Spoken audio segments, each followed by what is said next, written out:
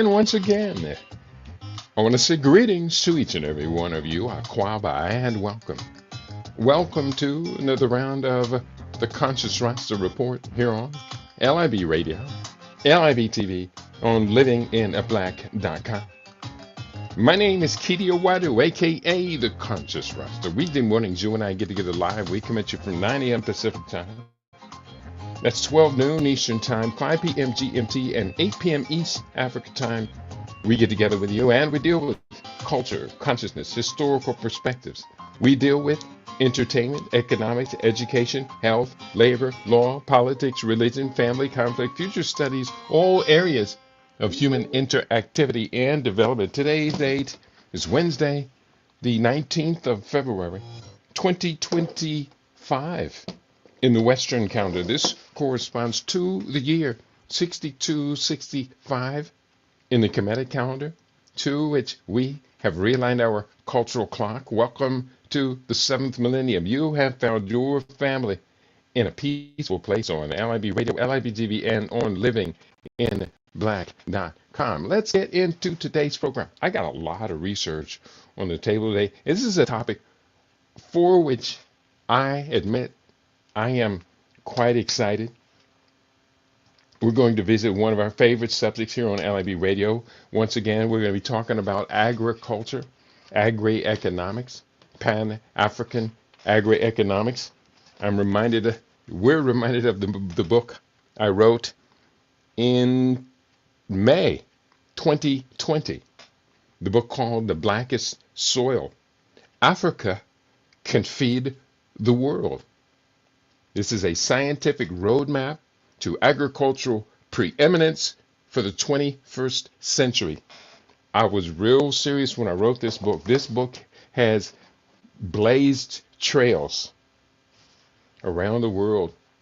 I'm going to tell you a little bit more about the book, but here, let me introduce today's program, Growing Nigeria. This is the beginning.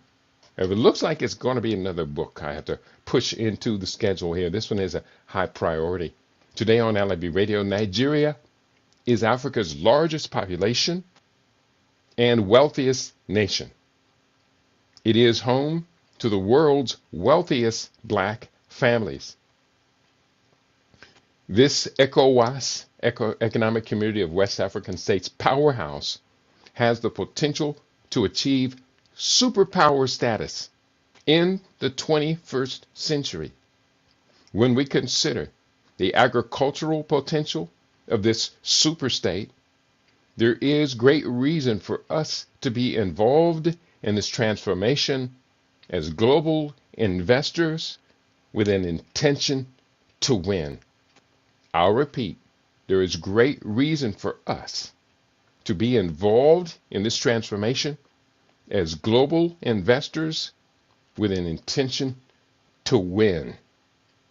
That's why we are talking today about growing Nigeria. I'm excited on this topic.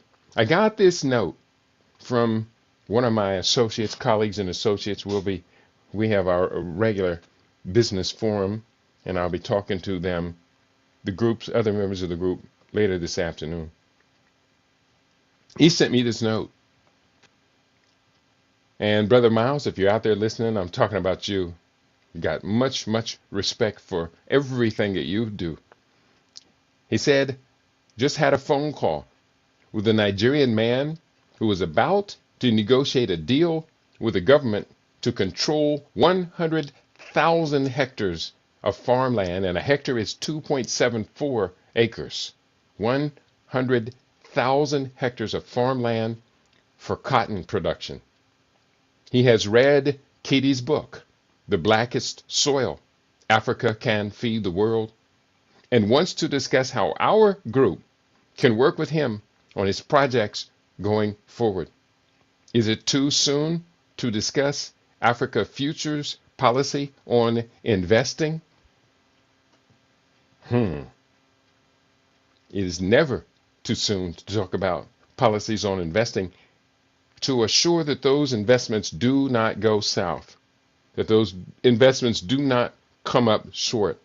And let me tell you, we have stuck with the African future. We have stuck with the blackest soil. This book has gotten feedback from Nigeria, from Democratic Republic of the Congo, from Ghana, from Kenya, Uganda, South Africa. This book, I wrote it. I'm still writing, and I'm doing really, really good. I'm getting better. So today we're going to be talking about growing Nigeria. I have another book. It's not yet been released, but I think I'm going to go ahead and press for it to get to and from the printer. I don't think I'm going to sell a whole lot of copies of a book called Growing Uganda, but it is necessary that we have this in the record. So when groups of investors get serious, I want to say, hey, we've already done the research. Let's go ahead and put the plan into action. Today, we're talking about growing Nigeria, interest from Nigeria regarding farming collaboration. Nigeria's economy is heavily reliant on its natural resources, particularly oil, but it also has a diverse range of export products. Here are the top 10 export products from Nigeria, along with key agricultural production. Now, this was the document I sorted off on. Today, I went much, much deeper in outlining the book. So that's the bulk of what I'm going to be sharing. I just got this morning. But here's what we came up. Top 10 export products from Nigeria. Number 1, crude petroleum, the largest export product, accounting for a significant portion of Nigeria's revenue. Number 2, natural gas, another major export, often in the form of liquefied natural gas, LNG. Number 3, cocoa beans. Nigeria is one of the largest producers of cacao in the world. Number 4, rubber. The country exports natural rubber, which is used in various industries. Number 5, sesame seeds. Nigeria is number 5. Nigeria is a leading exporter of sesame seeds used for oil extraction and food products. I didn't know that sesame seeds were used in oil extraction. Now, you and I both know. Number 6, palm oil. Historically significant, Nigeria is one of the top producers of palm oil. Number 7, yams. Nigeria is the largest producer of yams globally, with significant export potential. Number 8, cashew nuts. The country exports cashew nuts, which are in high demand internationally. Number 9, ginger. Nigeria is a major exporter of ginger. I didn't know that. Known for its quality. Then why are we getting this very poor quality Chinese-grown ginger flooding our markets? Number 10, fish and seafood. Various fish products are exported, contributing to the agricultural sector. Now, key agricultural production. Number 1, yams. Nigeria, the world's largest producer of yams. Significant cultivation in the southern and central regions. Number 2, cassava, a staple food crop. Nigeria is the largest producer of cassava globally. Number 3, maize or corn, widely grown across the country. Maize is a key food crop and animal feed. Number 4, rice. Production has been increasing with efforts to reduce imports. Number 5, beans. Various types of beans are cultivated, contributing to food security. Number 6, fruits and vegetables. Nigeria produces a variety of fruits like mangoes, oranges, and banana, and vegetables like tomatoes and peppers. These products and agricultural outputs play a crucial role in Nigeria's economy, providing employment and contributing to food security.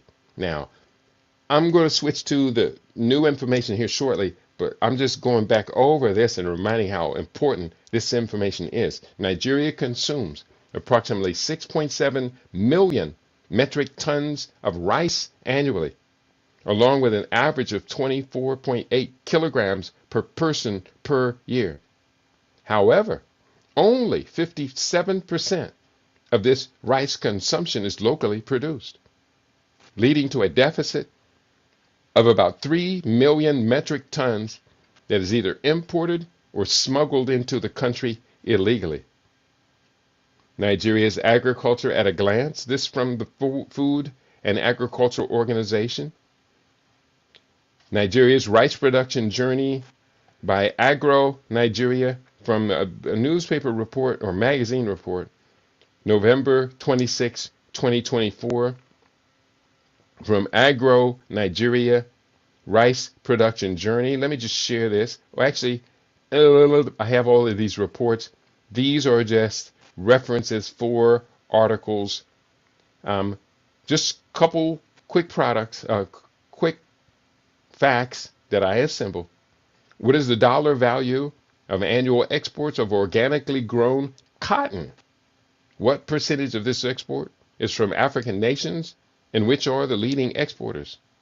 The global market for organically grown cotton was valued at approximately $1.5 billion US in 2023.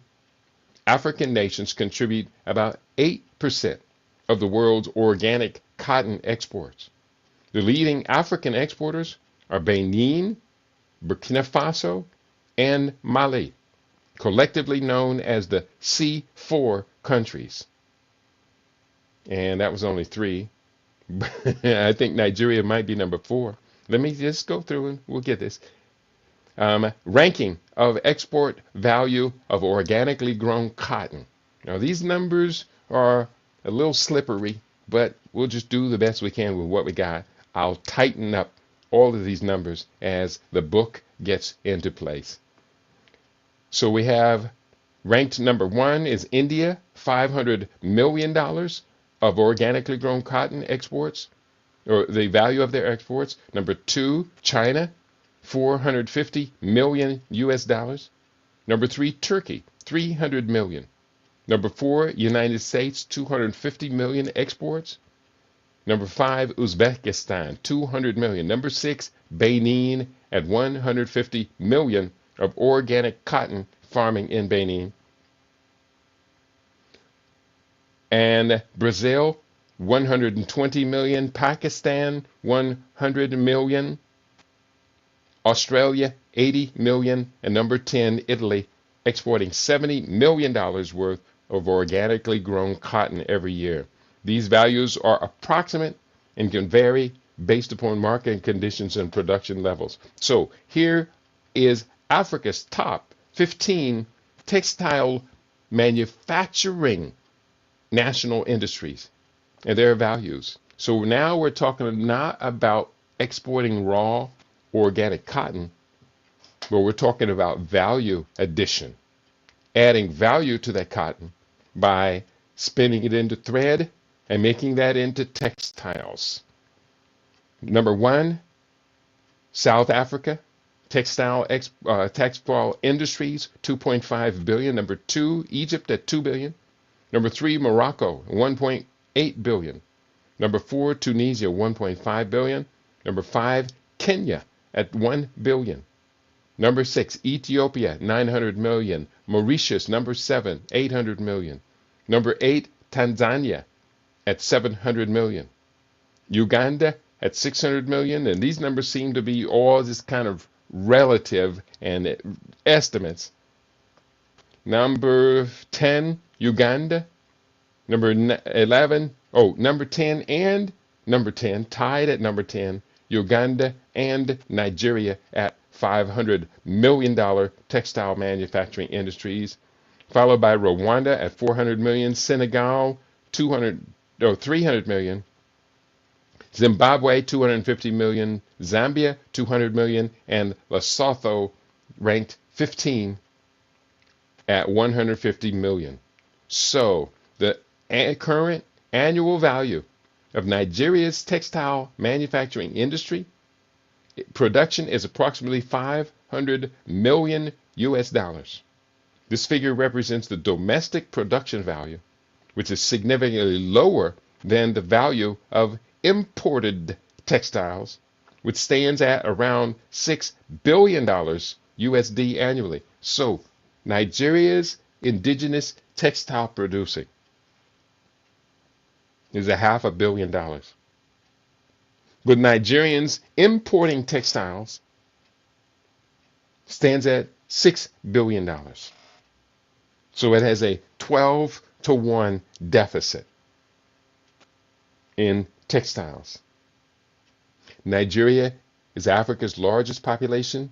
It's one of the fastest growing national populations of the world. It is Africa's richest nation. It therefore signals for us to get in early, get in deep. Growing organic cotton for domestic textile production is undeniably an explosive growth for this ECOWAS nation. That's why I hope you listen carefully, because sometimes you get caught up in the detail of the data, the numbers, and they get a little confusing. I understand. I do teach at a rate and a rapid rate that can confuse people. I admit to that. At this particular point, I'll do my best. But don't expect me to slow down to the slowest one in the room. It ain't that kind of party. It was maybe that kind of party in the early 90s, but it ain't that kind of party no more. We do not have any time left to cater to the slowest learning and slowest acting members of our community. We don't intend to leave anybody behind. We don't intend to leave any of our children behind. But quite simply, this is a real messy situation, and we've got to take responsibility to correct what is going on there. Here's what I'm going to do in the background. I do see people trying to get a hold of me, and I do not want to ignore them, but I have to do one thing here real quick. I'm going to invite my colleague who originally wrote me the email that told me the Nigerians were interested in the blackest soil. So I'm going to share with him a link to today's broadcast. He is in the UK. I'm pretty sure he will catch it. Growing Nigeria is the promo, and here is the broadcast. Hopefully he'll see that. And while I'm at it, I want to send this to some others of my international colleagues. And it goes to the African Future. I'm sending a copy of this to Bakolokoi Kingdom. And one more. Who else is going to get this? The Healthy Wealthy Network. No, not that one. I'm sending it to this group. Where is you is? Okay.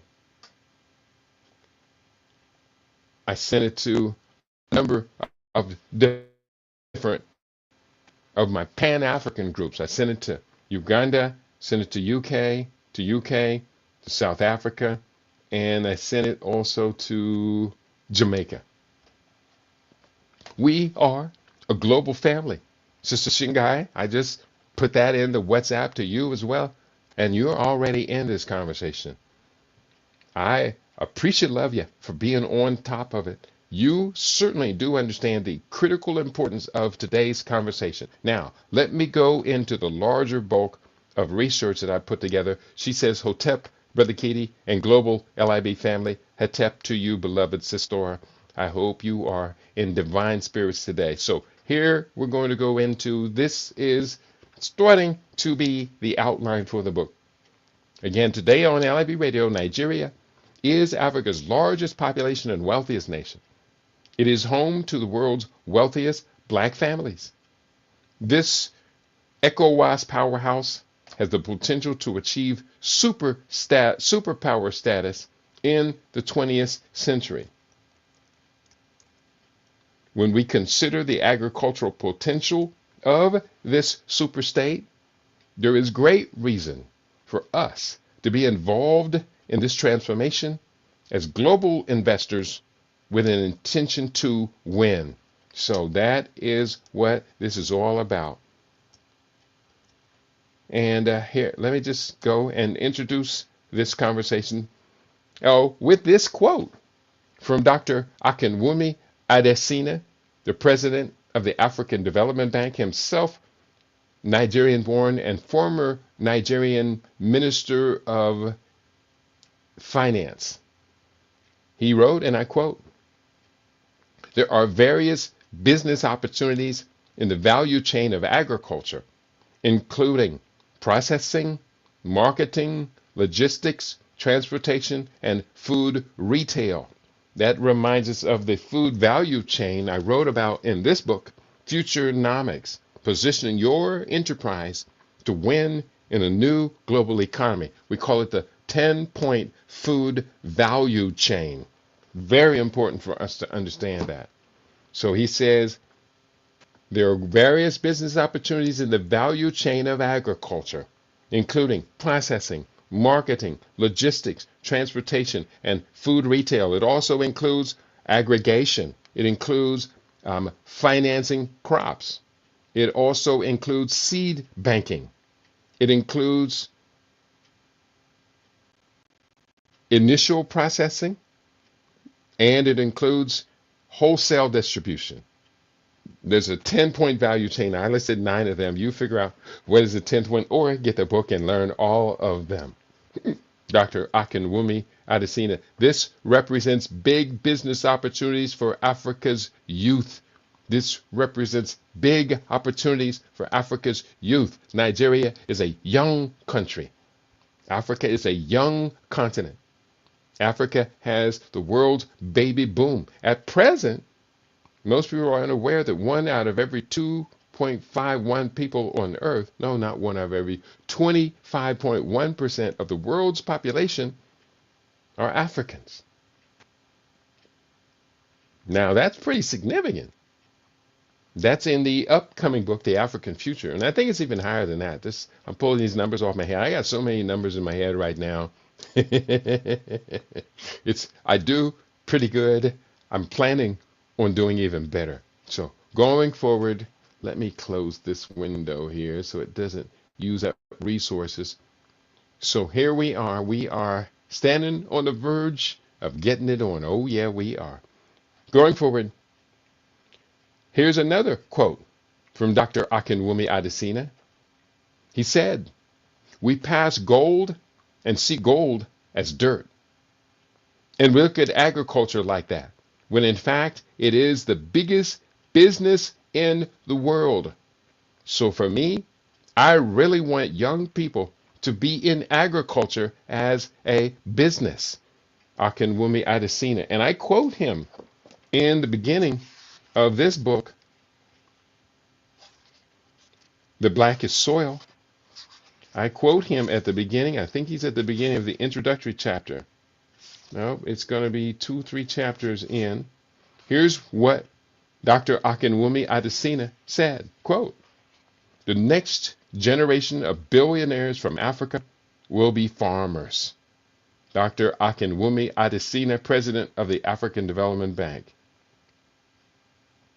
Callistus Juma said, "African agricultural productivity is low. If there is an investment, then African farmers are very capable of producing enough food not only to feed themselves, but also for the export market." And I do completely agree with Dr. Callistus Juma, agronomist and Harvard University professor. He is now in the realm of the ancestors. And I write, optimally transformed policies and practices, African arable soils can daily supply 2,000 calories of organically produced food to as many as 12.9 billion people. There is at present 8.18 billion people on Earth. Africa can feed everybody. Why is Africa a net food importer? It's because you and I haven't been investing in its full potential. We're waiting on the Lebanese to invest. We're waiting on the European Union to invest. We're waiting for the Americans and the Canadians to invest. We're waiting for the Russians and the Chinese and the Japanese and the Indians and the Arabs and the South Koreans and Singaporeans and Malaysians to invest. They're all running away with your bank. They're all running to Africa with the money that we spend inordinately on frivolous consumption. Africa's top 15 agricultural economies. And I use several search engines for today. I was really rushing to get things together for today. Here's what I have. The provided context does not include a specific list of the top 15 agricultural economies in Africa and their annual output in dollars from the CIA World Factbook, IMF, or World Bank. However, because normally before using these AI engines, I would go separately to these three agencies for data, country by country data on things like economy and agriculture and the workforce and population and all of that, exports, etc. So I will have to do that for the book. However, the context does highlight the significant impact of Russia's invasion of Ukraine on African economies, particularly in items of debt and food security. So I almost don't even want to comment on that because I don't cuss. But that's why we cannot trust these AI search engines. We can't trust them. We wanted to know something about what already exists in Africa, the top 15 agricultural economies, and they want to put us in the context of we're only reactive to the conflict between Russia and Ukraine. That's why we need us. We need people like me. We really do need people like me. And people like me need to sell these books. I'm not being paid by a think tank. I hope to be able to change that. I'm trying my best to change that in the background. But our group needs people like me. 1.789 billion Africans on this earth. 1.789 billion. I was showing this to someone yesterday as we were looking at each other's books for the upcoming writer class. And I told her, I said, you are the first one to see these data sets because this is a book that's 10 days away from publication. And she was wonderfully impressed. And I said, yeah, I've been working these numbers for 30 years. And this is the latest set of these numbers. And it is quite impressive. No one has ever come out and said there are 1.789 billion Africans on this planet. No one has done that until my book comes out next week. Going forward, to address your query, this is AI talking to me. To address it accurately, you would need to refer to the latest data from the CIA World Factbook, the IMF, or World Bank for the specific agricultural outputs of African countries.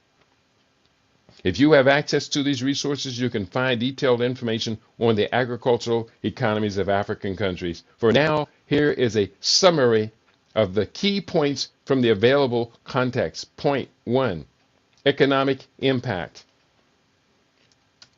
The conflict in Ukraine has exacerbated existing economic and debt challenges in African countries, which were already heightened by the coronavirus pandemic. I'm just going to throw that in the garbage. I'm just literally just delete that response. It was unnecessary, unworthy, and it went back to that factor, which I don't even talk about. Number 2, debt distress, which this inquiry, this AI is making the assumption that Africans are just in debt. 23 African countries are either bankrupt or at high risk of debt distress, with debt levels not seen in over a decade. You want to talk about debt levels? How about debt level of the United States, which has never been seen in world history? You add up all of the debt of these 23 African countries that are referred to in that inquiry, and I'll put my bottom dollar on it that the U.S. federal debt at what, 35, 36 trillion dollars is greater than 23 African nations debt collectively. Anybody want to take that bet? I know I'm going to win it. I'm not going to put no money on it because I'm not going to take your money behind a bet that shouldn't even exist. But I know if we added up the 23 countries of all African debt, it would not equal the debt of the United States, said to be the largest economy in the world, with a GDP to debt ratio of 127%. It's crazy. Number 3, food security. And it keeps talking about this invasion. I'm going to skip over that. It talks about, let's say, instead of the invasion, let's say global conflict. Global conflict. Conflict. And its impact on trade has led to significant increases in food prices. Not just for Africans. Not just because of Russia and Ukraine. What has caused the significant increases in food prices in the United States? It's these doggone profiteering, obsessed corporations. Food security, global conflict, and its impact on trade has led to significant increases in food prices, with staple commodities like wheat, barley, and vegetable oils seeing record price hikes. This has contributed to an acute hunger crisis in West and Central Africa and the United States. And just to belabor this point, yesterday we had to buy some olive oil. And the cost of olive oil, for a bottle of olive oil, $15.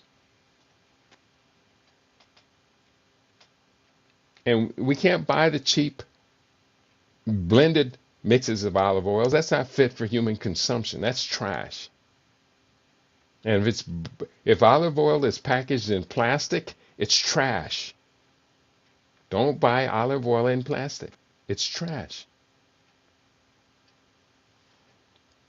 Going forward, the problem of African food dependency, particularly in sub-Saharan Africa, is a complex issue with deep-rooted causes, significant impacts, and a range of proposed solutions. Here is an overview.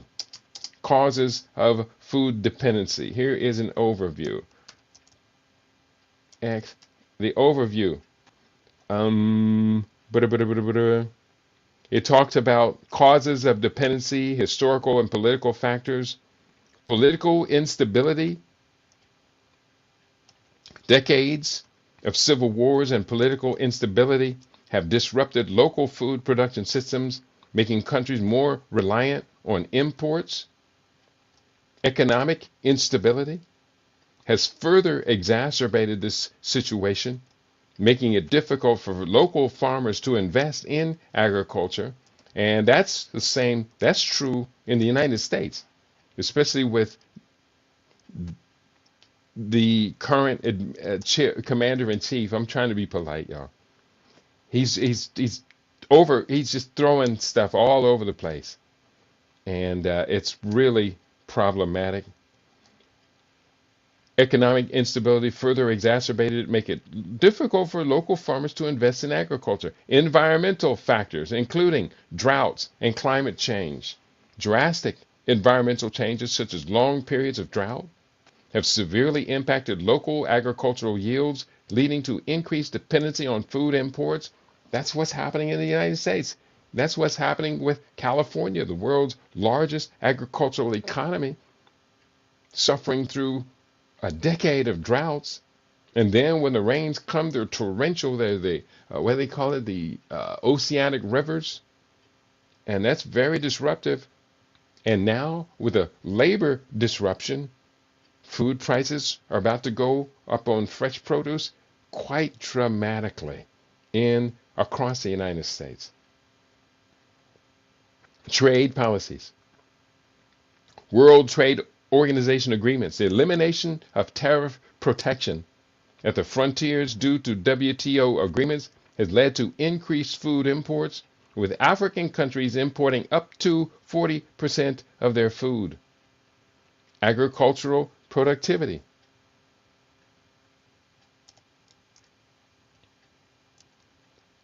Low agricultural productivity, inadequate food production is a key cause of food insecurity. Sub-Saharan Africa needs to increase its agricultural productivity to meet the growing demands. Impacts of food dependency.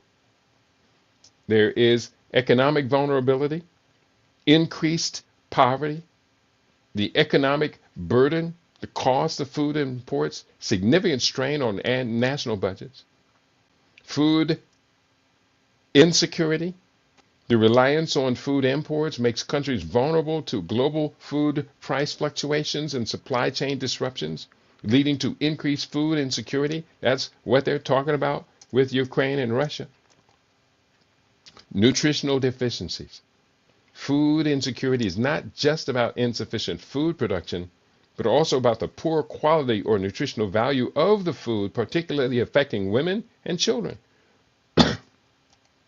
Health and social issues, social protection programs, disruption to things such as social protection programs, school meals have left many vulnerable populations without essential food support. Then we're talking about solutions. Let's talk about solutions to all of this. Short-term solutions include social and economic relief initiatives such as monetary interventions and social safety nets to mitigate the immediate impacts of food insecurity. Medium and long-term solutions, improved agricultural productivity, enhancing and diversifying agricultural productivity and production of key food commodities is crucial. This includes adopting sustainable farming practices and investing in agricultural research and development. That's where I come along. That's where I come along. Building regional markets, developing regional continental markets to reduce dependence on food imports and improve food distribution networks. And then where is the political will and investment? Increasing political will and investment in agriculture with commitments from African Union member states to allocate a higher percentage of their budgets to agricultural development. Now,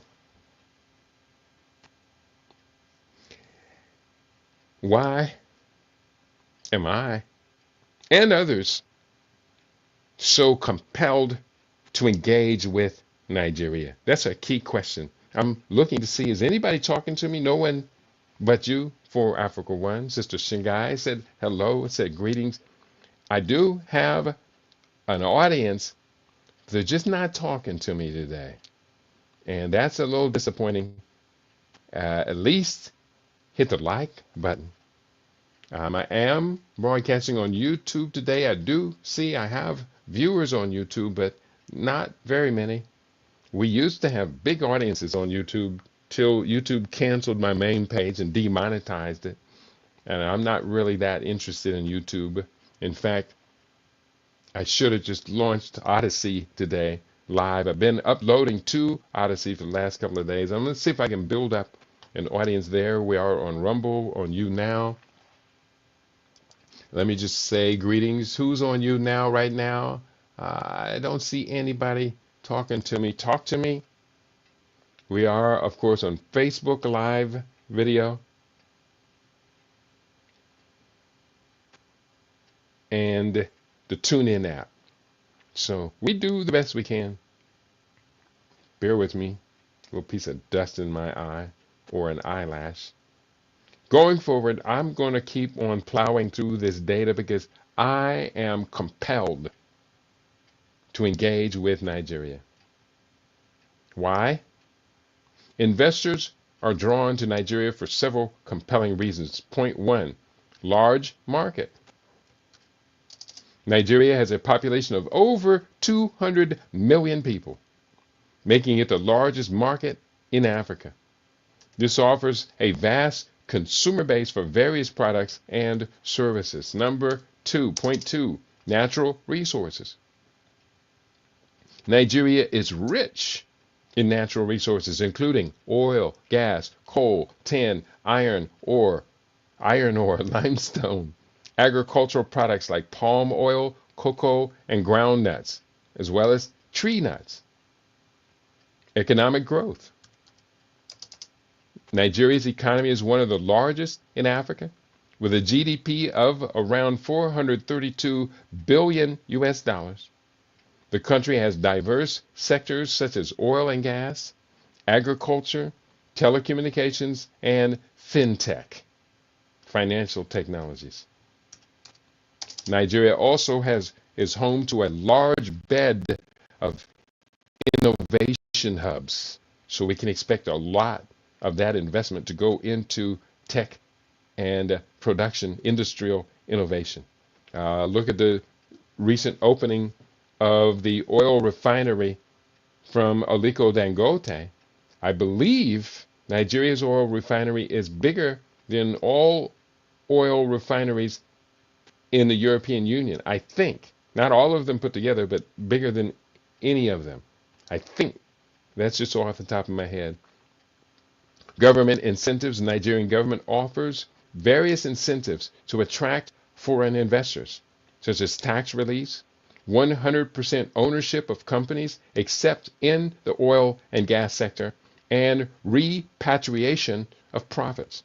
How about repatriation of Nigeria's long lost citizens that were taken away in the transatlantic enslavement trade? Some of us are preparing to come home.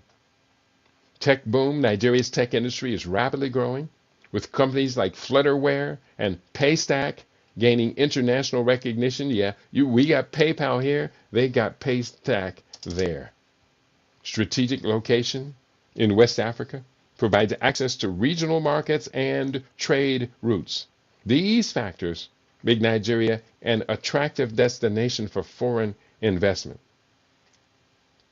Let's talk about Nigerian assets and liabilities.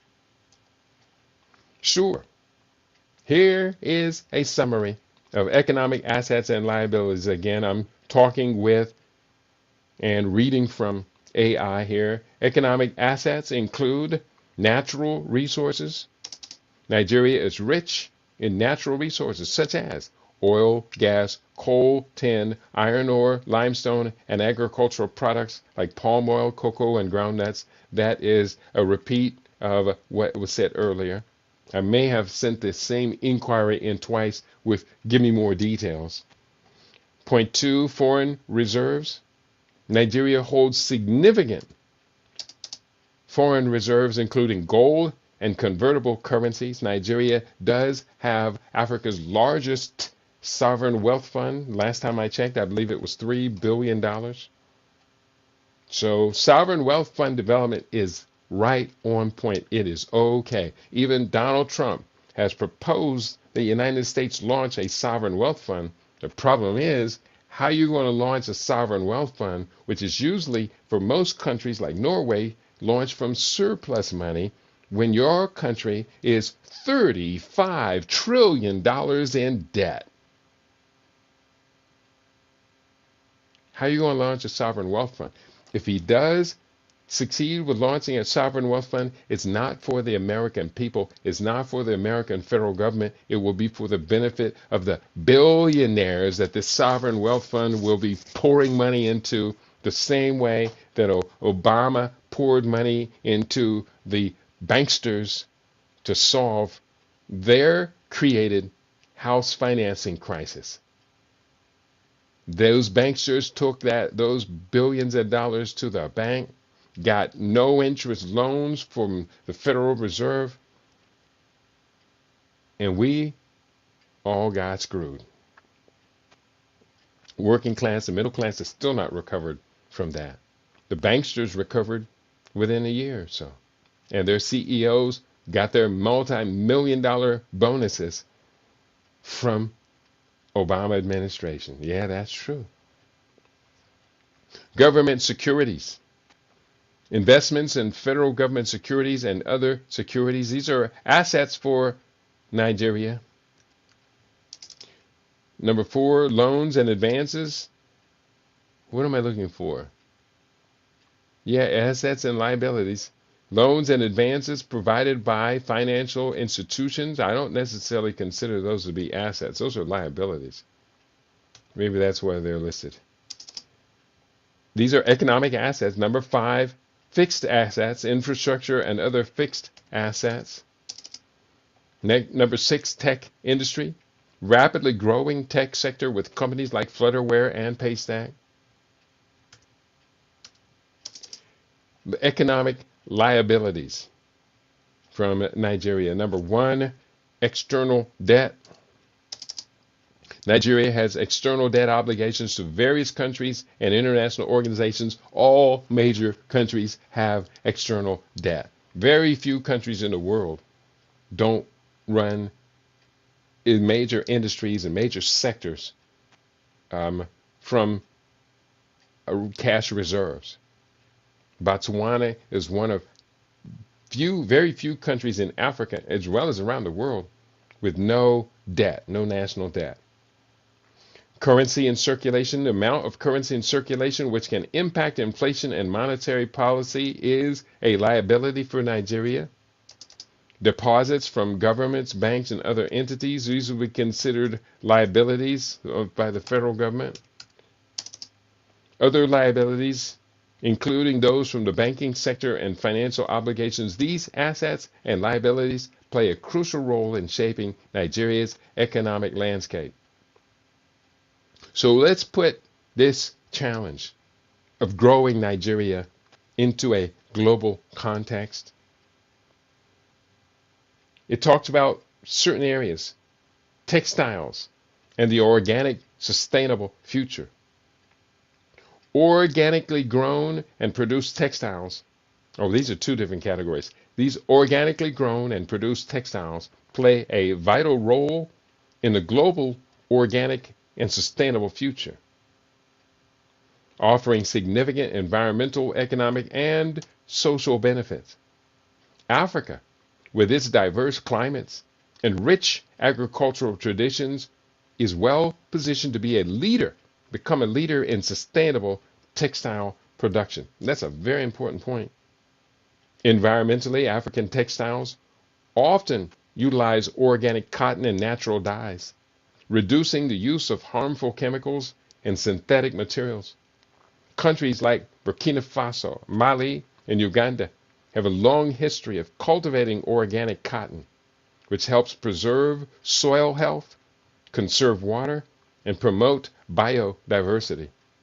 The adoption of agroforestry and permaculture techniques further enhances the sustainability of these practices. I myself today, I am wearing organically grown, I believe this is organically grown. This is cotton-based material from Kenya. And it's really, really wonderful to wear. I am a big fan of kitenge, which is traditional African clothing, indigenous clothing. Huge fan. Economically, the organic textile industry provides a valuable source of income for smallholder farmers and local communities. By participating in fair trade networks, African producers can access global markets, ensuring fair prices and stable demand. This economic empowerment helps lift communities out of poverty and fosters local economic development. And you know something? Local economic development is the only sustainable development that really does matter.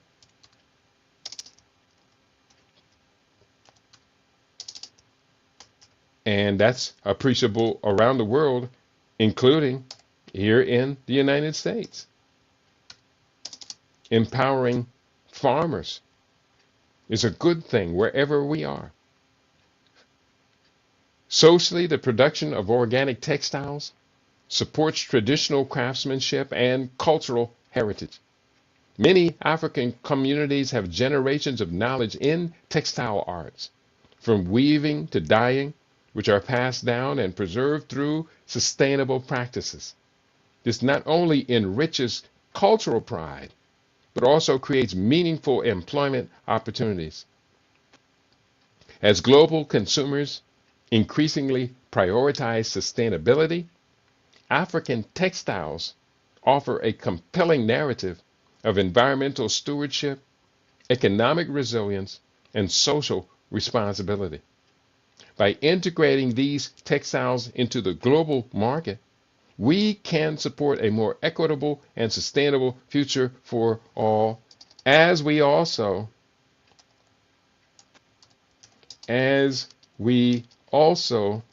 can take a stake in the AFCFTA. That stands for the African Continental Free Trade Area. We can take a stake. This gives us a real position of advantage in the AFCFTA, the world's largest trade agreement. The world's largest free trade agreement is the African Continental Free Trade Activity Area, I should say. Now, when we look at the mess in the White House right now and what they are creating with their global tariffs and trade wars, isn't it nice to know that amongst African countries, amongst themselves, they have the world's largest free trade area? Africa is home of the continent that is home to the most nations. Africa has more nations than Asia, more nations than South America, North America, Europe, which is a subcontinent, and Africa has more nations than Antarctica and Australia. So we can take this to the world, to the future bank of the world. Organic farming advantages. Organic farming offers several advantages that can significantly contribute to African agricultural economic development. They include, number one, environmental sustainability. Organic farming practices help conserve soil health, reduce erosion, and maintain biodiversity. This is crucial in regions facing land degradation and desertification. Yes, very crucial. Point number two, economic benefits. Organic produce often commands higher prices in both local and international markets. This can increase farmers' incomes and stimulate rural economies. Very important. Health benefits of organic. By avoiding synthetic pesticides and fertilizers, organic farming reduces health risks for farmers and consumers. This can lead to improved public health and lower healthcare costs. Resource efficiency. Organic farming relies on locally available renewable resources, reducing dependency on expensive imported inputs. This makes it more resilient to price shocks and external economic pressures. Job creation. The demand for organic inputs and the labor-intensive nature of organic farming can create jobs in rural areas. Farm yields can create jobs in rural areas, reducing urban migration. That's very, very important. Not only labor-intensive organic food production, but also let's give that intense labor the advantage of local processing. So therefore, what we're saying is this. Because African agricultural workers in the current system are living on $2 to $3 a day. Extreme poverty. But let's do this. Let's move them into organic production, which requires the same input per person per day, but they will get a higher return on their labor in the form of higher value return from the organic products that they get back. And with this higher return on their labor, let's now start inputting machines, inputting fiber machines, fabric machines, textile machines, so that they can then not just use their labor to grow cotton, but use that same labor to grow organic cotton, get paid more in return in selling that organic cotton, and using those higher profits to invest in the whole textile value chain. This is it, people. This is the future that we've been praying for. The opportunity is right here in front of us. I wish the diaspora population would be paying much more attention, because we have the money to put into all of these value chain additions. We have the money, but we're putting our money into a GDP to debt ratio.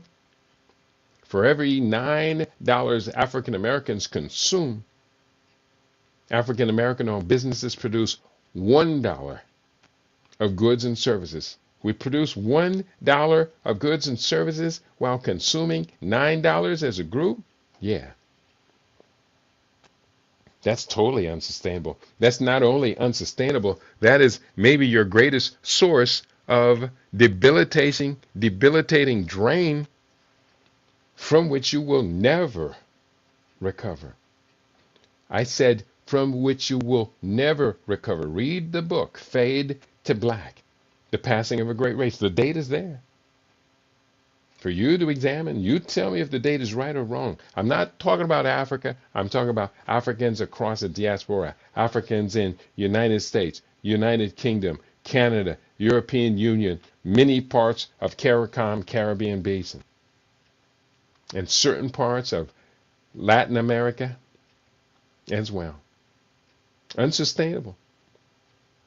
Fade to black. That means the curtain comes down and the play is over. Wow. We talked about job creation, food security. Organic farming can increase farm yields and improve food security by enhancing soil fertility and crop resilience. That's the purpose I wrote this book. The Blackest Soil Africa Can Feed the World. And let me just read you this from the off-title page.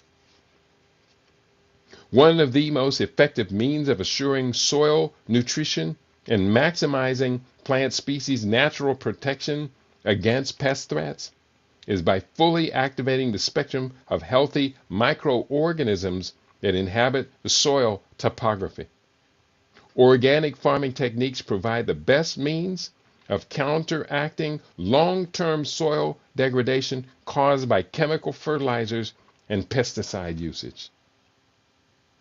And also, one key point here from the book, why the book's been so popular, it's been widely forecast that African agricultural economies will expand between 2015 and 2030, threefold, reaching an annual value of $1 trillion in economic activity.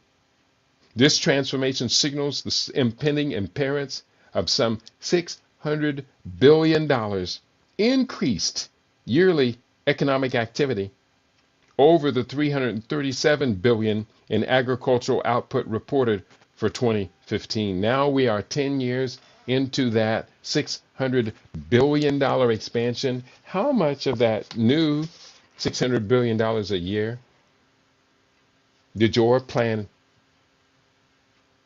capture?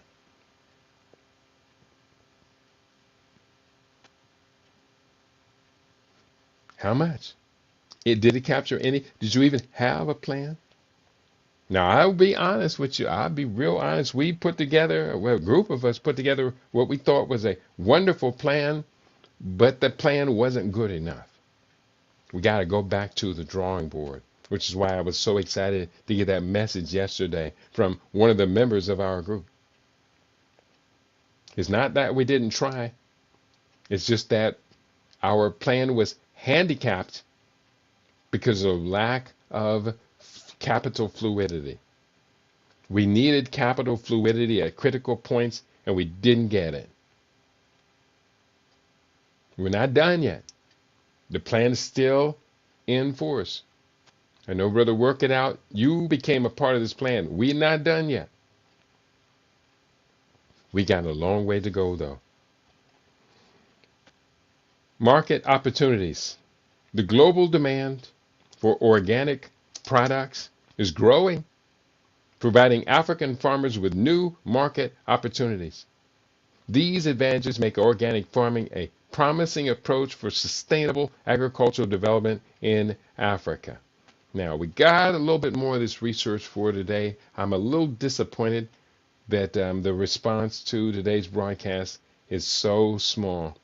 I have some numbers. The numbers actually growing. But these days when we have reasonable numbers and no one talks to me, that's scary. Because I know what it means. It means people don't understand what I'm talking about. They don't share the vision. They're not excited about getting in, getting involved, getting in early, getting in deep. That's my phrase. When you see an opportunity, get in early, get in deep. And I'm not going to lighten up. This area is far too important. 10,000 hectares. 100, no, did he say, how much land did he say? Let me go back to my original note. Somebody wrote me this note yesterday. The note said, just got a phone call from a Nigerian man who's about to negotiate a deal with the government to control 100,000 hectares of farmland for cotton production. He has read Kitty's book, The Blackest Soil Africa Can Feed the World, and wants to discuss how our group can work with him on his projects going forward. Is it too soon to discuss the African Futures Policy on investing? No, it's never too soon. Never too soon to talk about that. Continuing, I just wanted to just real quickly, let me give you an example. I'm going to ask AI to convert 100,000 hectares into acres and square miles. That's the instruction given to AI. Didn't even need AI for that. 100,000 hectares equals 247,105 acres. Converting hectares to square miles, we have 100,000 hectares equals 386 square miles. That's like a city. Someone had sent a note out about the Ghanaian government offering 10,000 acres for African Americans to come and build a city. They would have to sell these plots and sell the residences. And the offer was real.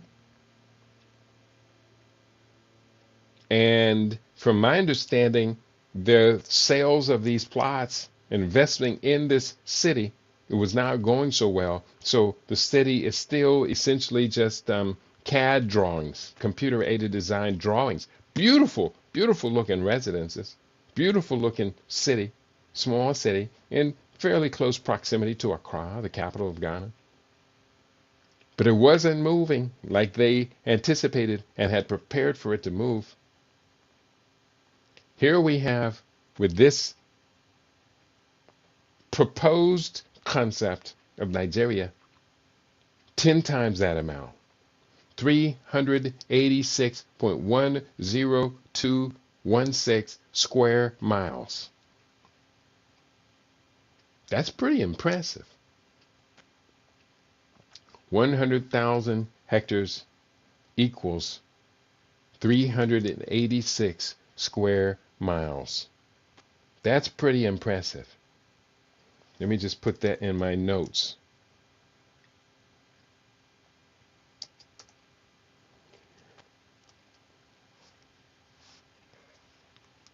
And I had the previous note of 100,000 hectares equals 247,105.2 square of acres.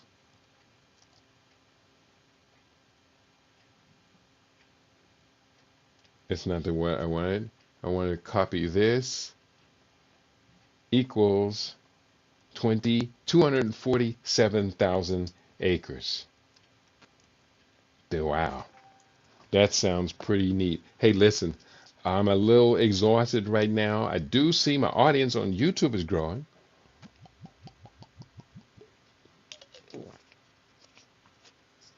Let me double check. Let me double check and see if anybody's talking to me. And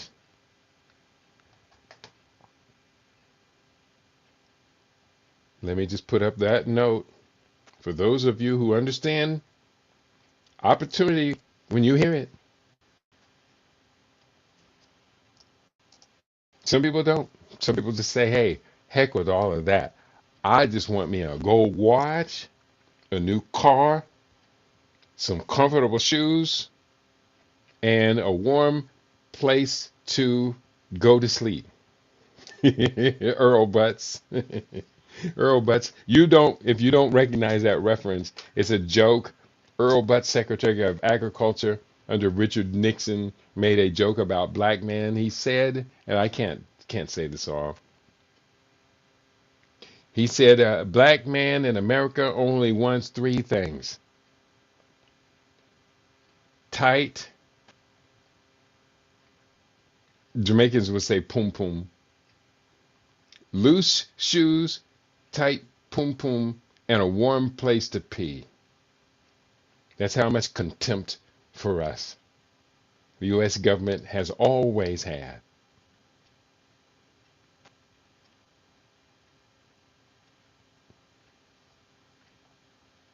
We can do better than that. We can do better than that, but we gotta have the desire. We have to try. We have to try. So I'm almost done, people. I understand. It's painful listening to Kitty and all of them data, and then getting angry when we don't respond to it. I'm not angry. Not that. Not really. It's not anger. It's just frustrated. That's what the word is. I'm just frustrated. But frustration don't get no work done. So can't linger on that. We're almost finished. I got a little bit more data I'm putting on the table for today. We're talking about growing Nigeria 2026 through 2030. I think it's 2025 through 2030 because this program could start this year. And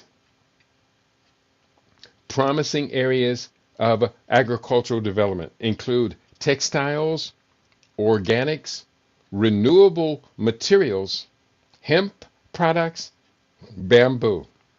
And there's a lot more. Superfoods, yes, like moringa and flax and hemp seed oil, superfoods, ocean agriculture, including edibles, aquaculture,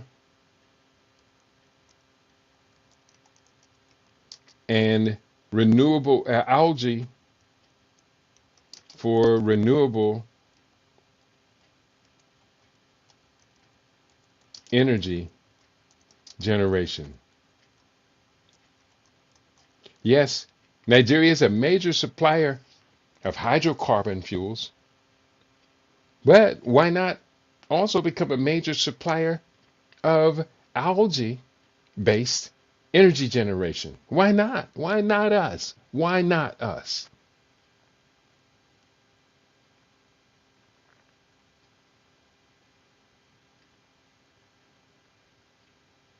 Why not us? Promising areas of agricultural production, again, textiles, organics, renewable energies, hemp products, bamboo, superfoods, ocean agriculture, including edibles, aquaculture, algae for renewable energy, and I would say also timber industries.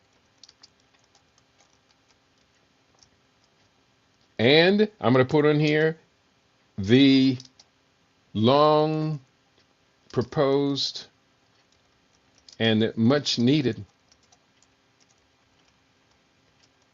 green belt to hold back desertification. Yes, Nigeria could take responsibility for that. It's right on the border of the Sahel. Building Nigeria's food value chain is the last category, I think is the last category to speak about today. Building African nations' food value chains involves several critical steps to ensure sustainable and resilient food systems. These steps include improving infrastructure, enhancing agricultural technologies, and fostering regional trade. Point one, infrastructure development. Poor road, rail, and harbor infrastructure significantly hinders the efficiency of food supply chains, increasing costs and reducing productivity. Improving these infrastructures is crucial for transporting goods to markets and reducing post-harvest losses. Point two, technological advancements. Digitally driven technologies can enhance transparency in agricultural value chains, improving farm practices, and providing better public services. However, it is essential to manage risks such as data governance and exclusion. Point three, regional trade. Increasing intra-African trade can enhance food security and resilience. The African Continental Free Trade Area, AFCFTA, aims to boost regional trade and economic growth, making it a necessary step for ensuring food security. Point four, policy reforms. National and regional policies should prioritize food crop production and create incentives for commercial farming of indigenous foods. This includes shifting the focus from subsistence to commercial farming and supporting the production of African staples and vegetables.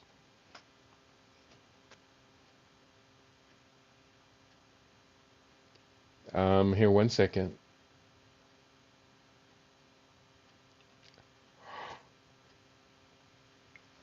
I'm going back up to the upper list. I was going to another idea. Promising areas of agricultural development would be nut crops, ground and tree nut crops,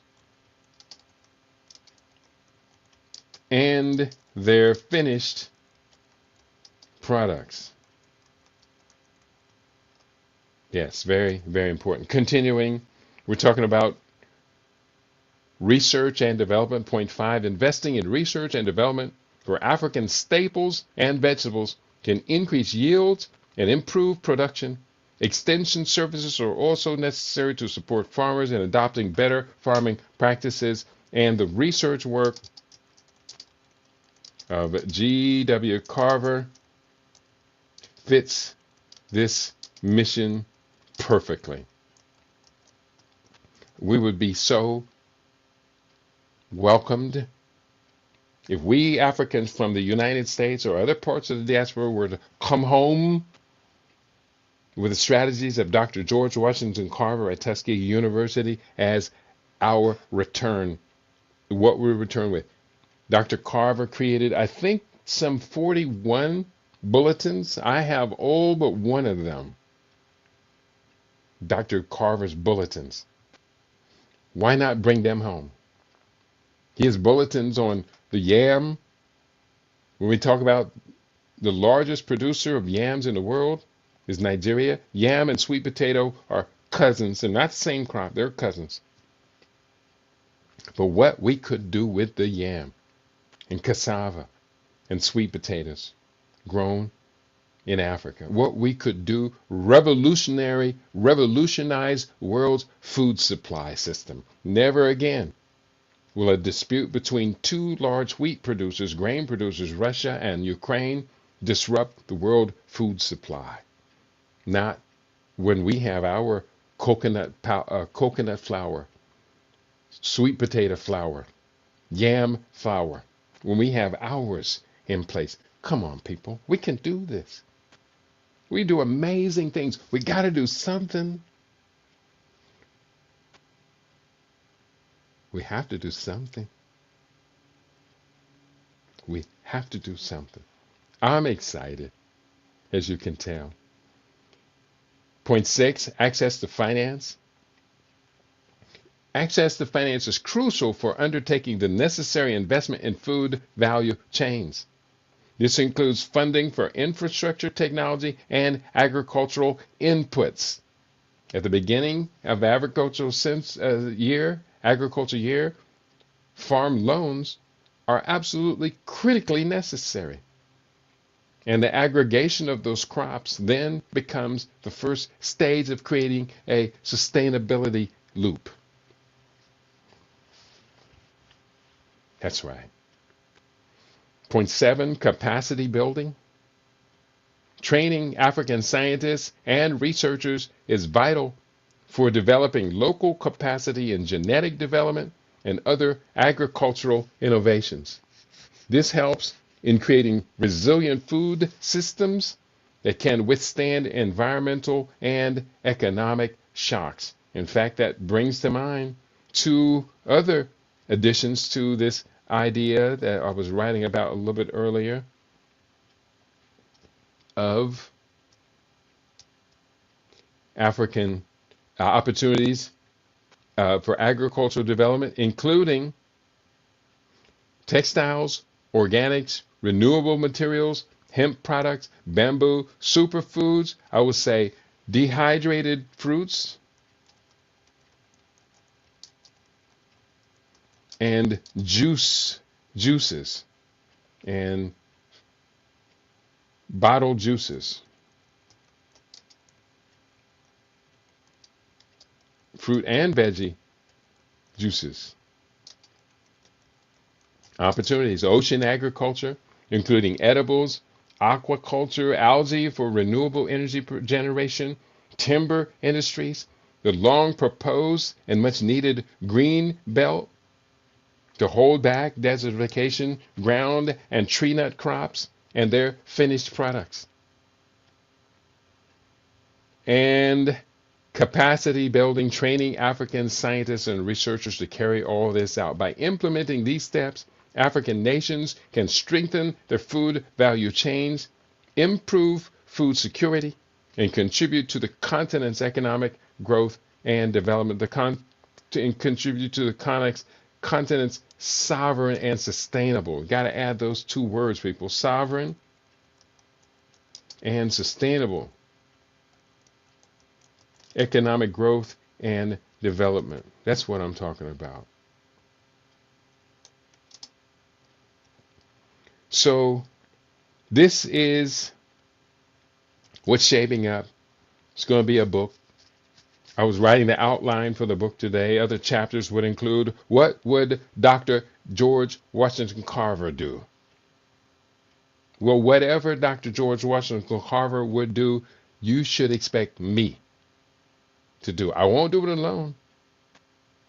Hopefully we'll have a collaborative, but I will take responsibility for that.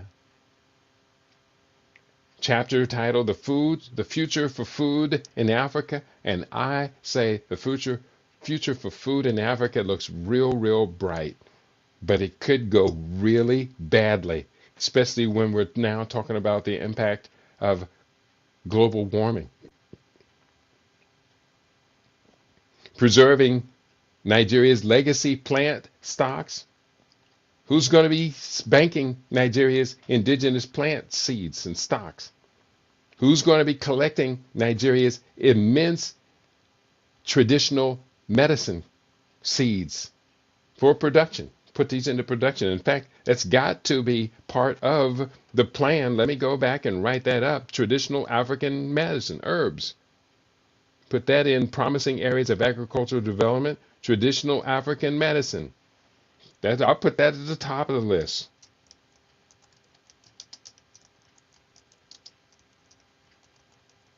Medicinal herbs and superfoods. I do have superfoods on the list,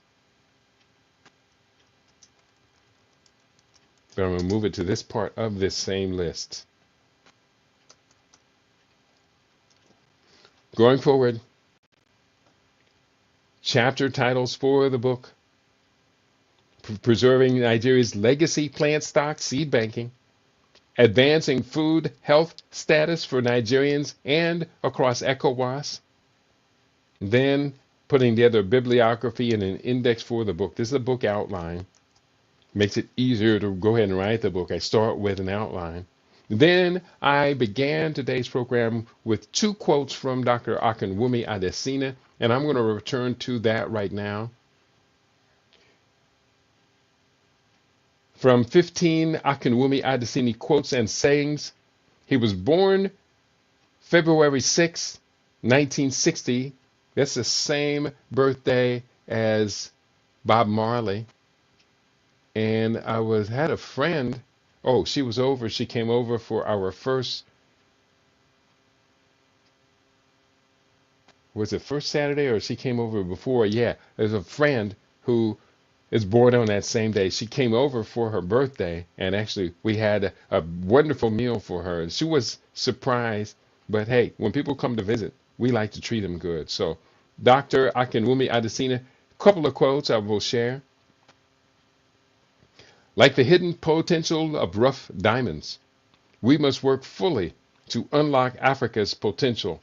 Africa must sparkle. Dr. Akinwumi Adesina, I like that one. Let me just share that one here, if you don't mind. Africa must sparkle. Africa must sparkle. Yes, yes, yes.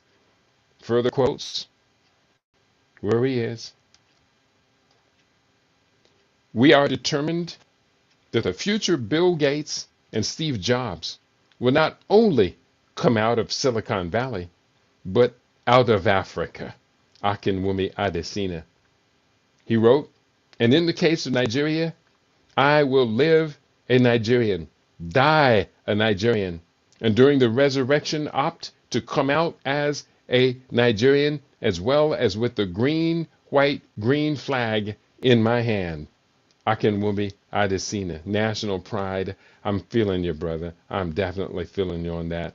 Last quote from Dr. Akinwumi Adesina. There are various business opportunities in the value chain of agriculture, including processing, marketing, logistics, transportation, and food retail. These represent big business opportunities for Africa's youth. We open with that quote. So on that note,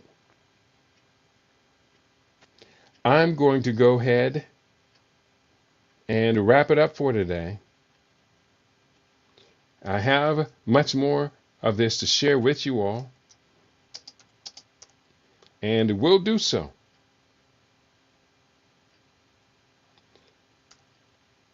As we continue to build, tomorrow I'm going to have a guest,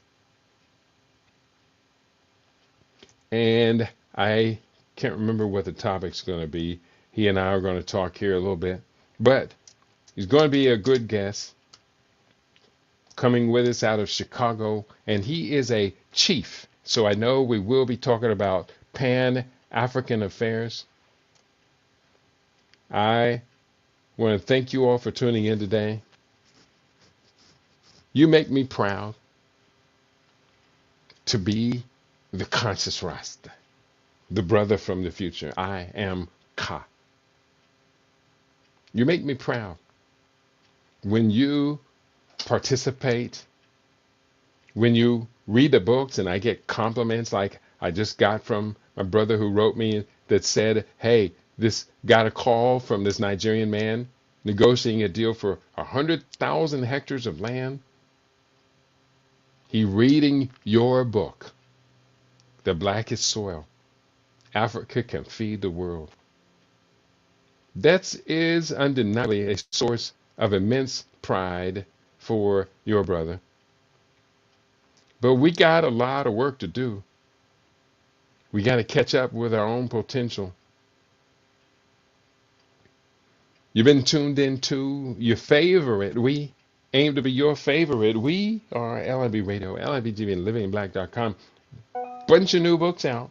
We've mentioned several times The Blackest Soil, Africa Can Feed the World.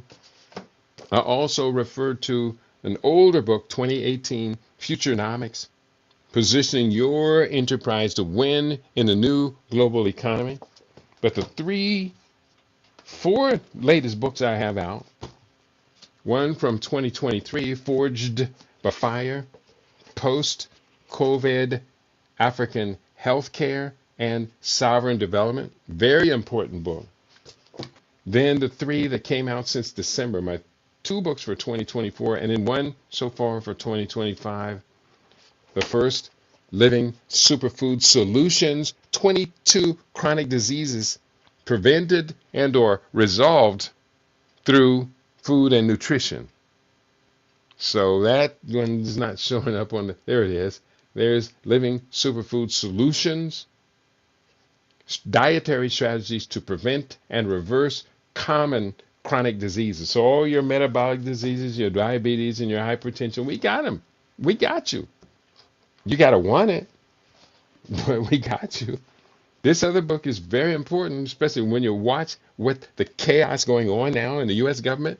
Disaster Preparedness for World Wars 5 and 6. You got to be prepared. You got to even know what they are. Most people, if I ask them, what was World War 4 about? They don't know. You read the book, the chapter on World War 4, you'll be very, very clear, and you will undeniably, no disagreement, that was a world war. It was consistent. It was violent. It was deadly. That was World War IV. I heard someone just say a couple of days ago, when I told them, clarified, they said, what's World War IV? I clarified it. And then she said, and it's still ongoing. And I said, you are absolutely right. World War IV is still ongoing. And in the latest book, I'm so proud to have this in hand. I just got so excited writing it, and now I have it in my hand. The Stem Cell Revolution.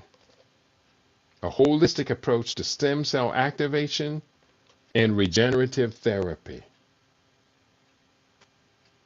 Isn't this awesome? I write books. The next book, probably by next week, next week, probably about Thursday, the next book, The African Future, is going to print. And this one is really bold. But then, as you can see, I have several other books queued up, ready to go. A couple of them already gotten started writing. So that's just how we do it. It's a real busy time inside the brother's head. I want to thank you all for tuning in today. To your favorite, we aim to be your favorite. We are LIB Radio, LIB TV. We are livinginblack.com. Tell your friends to tell their friends. We have our own now. We're very proud of who we are, what we do, and the fact that we worked so hard, bringing us the fundamental truths that will empower us for generations, for centuries, for millennia to come. And that's how we're working. On LIB Radio, LIB TV, LivingBlack.com. Tell your friends to tell their friends. We have our own now. If you want to get the books, you can do so. I want you to go to get the books. To get the books, go to http://kitty.biz/CRP 2012. That's where you're going to be able to get my books. Peace and prosperity to each and every one of you on your favorite. We aim to be your favorite. We are LIB Radio, LIB TV. We are living in black.com. Peace, y'all.